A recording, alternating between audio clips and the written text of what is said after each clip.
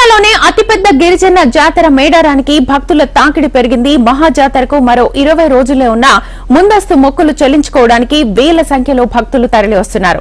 అయితే జాతరకు వచ్చే భక్తులకు కనీస సౌకర్యాలు లేకపోవడంతో నానా ఇబ్బందులు పడుతున్నారు.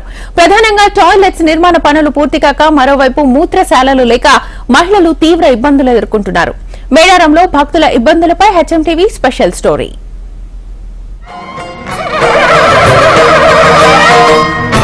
ములుగు జిల్లా తాడ్వాయి మండలం మేడారంలో వనదేవతలైన సమ్మక్క సారలమ్మ మహాజాతర ఫిబ్రవరి 21 నుంచి 24 తేదీ వరకు జరగనుంది. అయితే కొందరు భక్తులు జాతరకు ముందస్తుగానే వచ్చి మొక్కులు చెల్లించుకుంటున్నారు. ఒకప్పుడు జాతరకు ఒకరోజు ముందే వచ్చి 3 రోజుల పాటు మేడారంలోనే విడిది చేసేవారు. ప్రస్తుతం నెల రోజుల ముందు నుంచే వచ్చి అమ్మవార్లకు మొక్కులు చెల్లిస్తున్నారు. ఆది, బుధ, గురువారాల్లో 50,000కు తగ్గకుండా భక్తులు తరలివస్తున్నారు.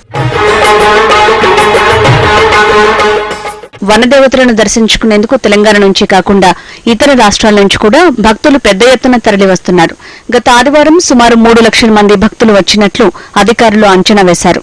ముందస్తు మొక్కుల కోసం మేడారానికి ఒకవైపు సాధారణ భక్తులు వస్తుంటే మరోవైపు వీఐపీల తాకిడి కూడా ఎక్కువగానే ఉంది. అయితే ప్రభుత్వం సరైన వసతులు కల్పించలేకపోతోందనే ఆరోపణలు వినిపిస్తున్నాయి.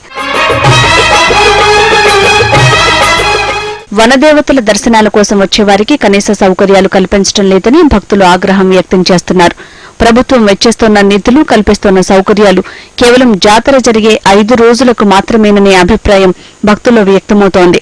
జాతరలో కనీస వసతులు లేక ఇబ్బందులు పడుతున్నామని భక్తులు ఆవేదన వ్యక్తం చేస్తున్నారు.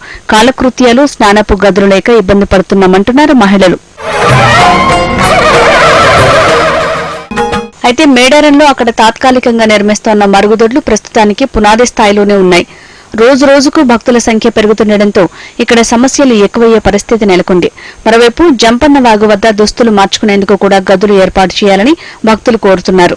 గత జాతర సమయంలో నిర్మించిన గదులు గతేడాది వచ్చిన వరదల్లో ధ్వంసమయ్యాయి. అయితే మళ్లీ వాటి నిర్మాణాలపై అధికారులు దృష్టి సారించలేదంటున్నారు భక్తులు.